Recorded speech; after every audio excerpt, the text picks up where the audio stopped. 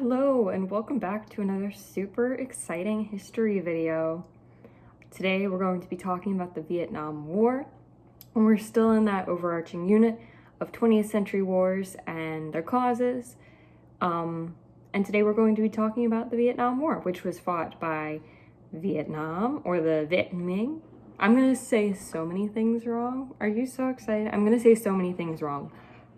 It's going to be fine. It's going to be fine. Okay. By the Viet Minh, M-I-N-H, and France. And France is going to lose, they're going to surrender at the Dien Bien Phu, and that is going to instigate the Geneva Convention. The years are roughly 1945 to 1952. I've talked about this before, but you don't actually need to know the specific years or days for any of these events, as long as you can understand the order that they happen in and why they happen in that order, kind of generally, then you should be set. So what I mean by that is taking over Dong Ke in the first large-scale operation happened before most of the major battles. And so being able to relate that back to what you're talking about in your potential question is important. That will get you, there's on this paper, there's like a chronology point, or there can be a chronology point, where if you either know the dates, which for me is very difficult, or if you know the order in which events happen, so you can say, just after da-da-da, da-da-da happened, then you will get that point for either of those two things. So I'm going to include a picture of the timeline, or I'll try to remember to include a picture of the timeline. Feel free to pause if you want that. If not, let's just jump right into it. So let's first talk about the causes of this war. Starting out with the long-term causes, and I'm looking on my notes again. Starting with the long-term causes, France has been in Vietnam, dominating there for 30 years at this point. Vietnam didn't like that, as so often goes with these types of wars. Yeah, Vietnam did not like that, and so they staged like armed resistance to French control, which then, like, I don't want to say it led to, but it did happen afterwards that the French instituted Westernization. So very briefly, let's talk about this idea between the East and the West. Specifically, let's talk about the West and Westernization. So in some Asian countries, think of Japan, think of China, think of Vietnam, we are going to have a very strong culture, and that culture is very different from the West. So the way that the economy works is going to be different. The way that the political realm is structured is going to be very different. And the industry is going to be very different. The way of life is going to be different. And I don't just mean like, oh, how you live culturally. I mean like, are you in a commune or are you separate? Are you alone?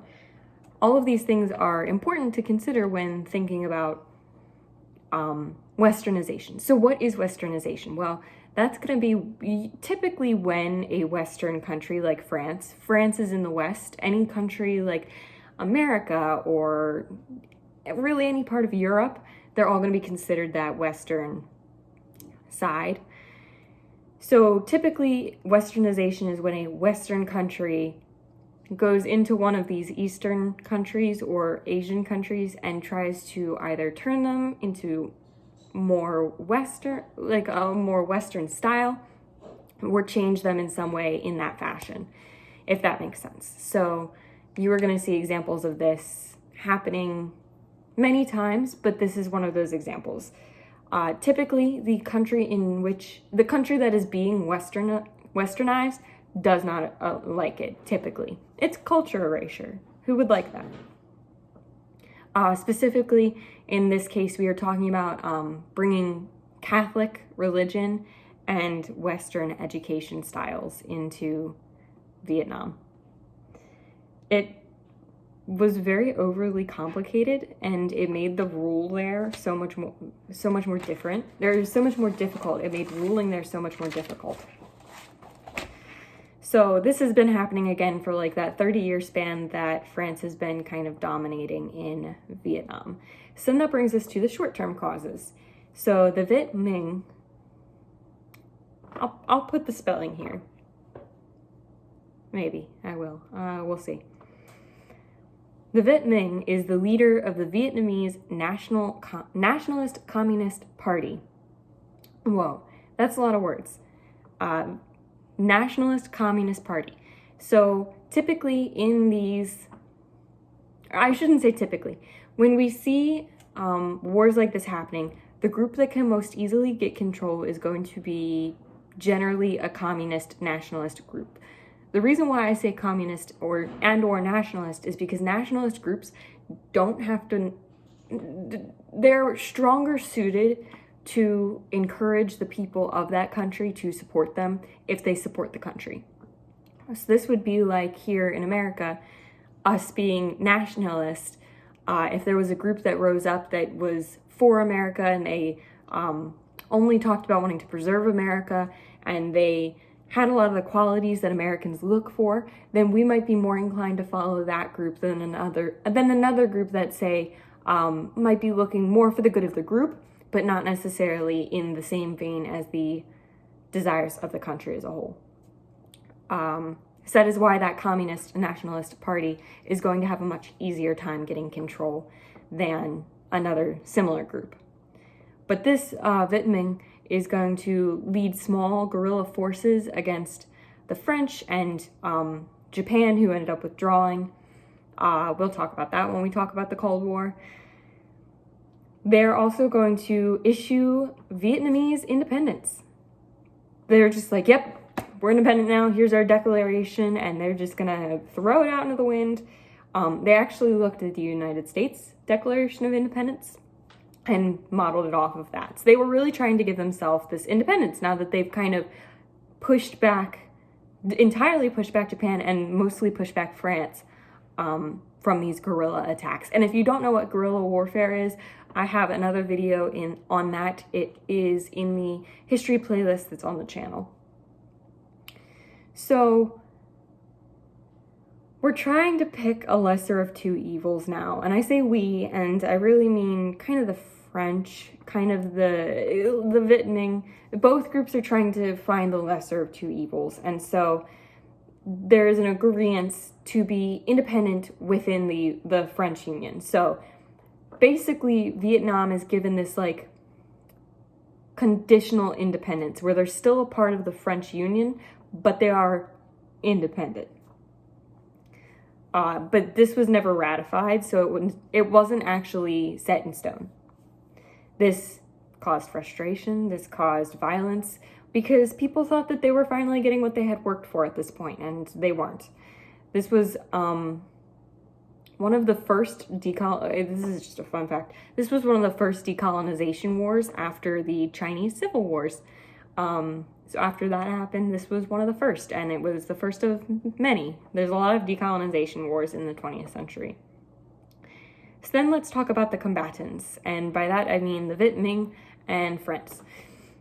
So the Viet Minh is going to launch simultaneous guerrilla operations as well as large-scale organization. So this is very different from anything that we've talked about thus far, in the sense that the Viet Minh is going to do a combination of the organized, structured military style and the disorganized, chaotic guerrilla style. They have organized things in tiers because of this dual organization structure. The bottom tier is going to be like the popular forces. So these are really going to be more of the citizens that aren't necessarily as trained. They're going to be doing the guerrilla fighting, of course. And everybody has to establish themselves there in order to be promoted to the highest level, or the regular force. So in the bottom we have the popular forces, and in the top we have the regular force. And this is going to be doing those large-scale operations, and they're going to have those divisions. We're going to have an interzone system here, which means that there are integrated zones for administrative reasons, and that's going to be done by the Viet Minh, and there are going to be essentially like 6 zones six zones coordinating like the ideology and the political reasoning and like the administrative things. So these zones are essentially just smaller, more precise areas where the Viet Minh can get more in depth on these sorts of things. They're going to use small arms and assorted rifles. They really just use anything they've got their hands on, so it's not like they're specifically using Russian weapons or whatever. They're not. They would eventually begin receiving donations during this war, and the non-military would gain Vietnamese support by means of propaganda or indoctrination or intimidation. Public support gave access to the army for a lot of the supplies needed for these things. And again, they are having this very strong communist ideology. We'll talk about communism a lot when we talk about the Cold War, but we will have this communist ideology, and that is going to be compounded with a nationalist component. And if you know anything about nationalism, is that it is very powerful when done right. We see this in the Japanese case study that I will be discussing eventually. We see this in just in general. It's to have a group of people who truly believe that they are the best, the most superior country. Their country deserves da da da da da. It's very, very powerful. It really boosts morale beyond anything else. So we are also going to have commissars, which are communist political officials at the low level. And these guys are going to like help the soldiers know what they're fighting for, in a sense, that they're kind of keeping the peace of the communism. And that's going to be important because these soldiers are going to be recruited from Mao's combat school. So they're already built on a strong communist infrastructure, and so now it's kind of building on top of that. And we also have, this group has very strong communication, which is important when you have two very different organization structures, with the disorganization of guerrilla warfare and the organization of the regular forces. China is actually going to play a large role here. They're going to be giving the means to mobilize the army. They're going to give the troops kind of the freedom, in a sense, that the French couldn't give. And then that brings us to the French. So the French were, they kind of knew that taking a unified approach was going to be impossible. They were currently in the Fourth Republics. They had pretty weak government. They had chronic shortages of manpower. They were still fighting in Germany at this point. They established what's known as the Vietnamese National Army, or the VNA, which makes it seem as though they are fighting on the side of Vietnam. So they kind of saw what the Viet Minh was doing with communism and nationalism specifically, and tried to jump on board with that with the VNA, saying that they were fighting for Vietnam. But in reality, this army didn't do very much, and so it was kind of a wasted opportunity. They were still suffering from lack of materials. They also used a variety of weapons, and their machinery generally didn't work with the topography of Vietnam. They had limited mobility because of this. So this is something unusual that we see with this war that we don't necessarily see with others, is that the, for lack of a better term, underdog Vietnam is going to have more support. They're going to have more organized, structured forces. They're going to have a stronger plan than the French does. And the French is also, at this point, spread kind of thin. So they had helicopters, the French did, but didn't have enough of them to make effective use of them. They did have more air power than the Viet Minh, but they only wanted to do one big engagement, so it wasn't really used to its fullest advantage. So they were waiting for this opportunity to do this one big operation in which they would kind of win out. And because they were waiting for so long, it kind of put them in a bad position. Their only other tactic that they had besides this like one big operation was to derive Viet Minh from local support. So they wanted to try and take the local support away from Viet Minh, because that was a lot of where the army got its power, was the local support. At first, this tactic worked, but it did not last very long. So they really were only going at this with a military approach, whereas Vietnam was going at it with a much more holistic approach. This really helped them to win the war. So then let's talk about the operations, or the things that happened in the war. So 1946 to 1950. Just a few things to mention here and there. These aren't super in detail, and I don't want you to remember them super in detail. It's more important to remember the sides and what caused one or the other to win out. So I'm going to be using VM for Viet Minh, since I don't know how to pronounce it from here on out, and I will say it a bunch of times. VM moved their regular force out of the harm's way so the French could attack by dropping in on the VM. It almost worked, but France was stuck. So the VM isolated France and their troops in the jungle. This led to a VM victory. This encouraged them to push forward. Let's move on to 1950 to 1954. VM tried to do counteroffense at Hanoi, but the French leader was too vicious, and so it didn't work. They ended up having a series of very, very brutal battles. This showed the VM that they weren't really ready to finish off the war just yet.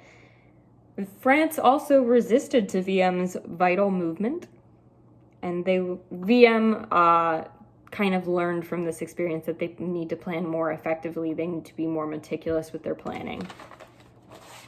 All right. And this includes patience and stockpiling and planning to Dien Bien Phu. And that's where we're going next, is Dien Bien Phu.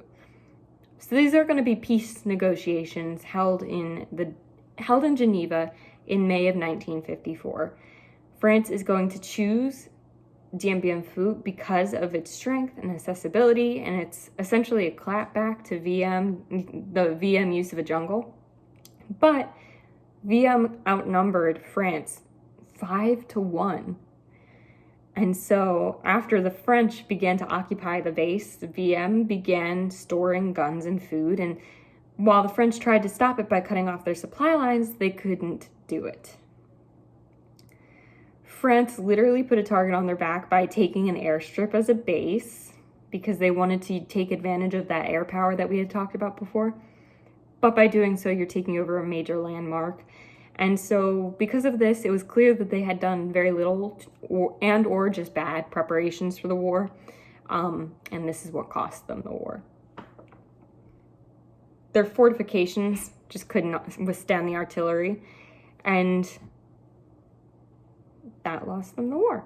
So then let's talk very, very briefly, I promise we're almost done, very briefly about the effects. So Vietnam actually argued with such strength at Geneva that US and China were a little scared. A little scaredy cats. Ultimately, it didn't result in peace or independence. And this kind of brings us to the 17th parallel, or the demarcation lines between North and South Vietnam that kind of split the country. There was a lot of disunion. There were soldiers that remained displaced on either side of the country. France began dismantling their administration, and this just kind of strengthened their resolve for the Algerian War that we had talked about previously. And again, that's also on the channel if you are interested in hearing about that. That being said, congratulations, you have made it through. You now know all there is to need to know about the Vietnam War for the IB exam. Once again, I encourage you to make your own notes, write down your own list of topics that you think are important from this, compare and contrast the other wars we've talked about. That's going to do you a lot of good. And study hard. All right, see ya.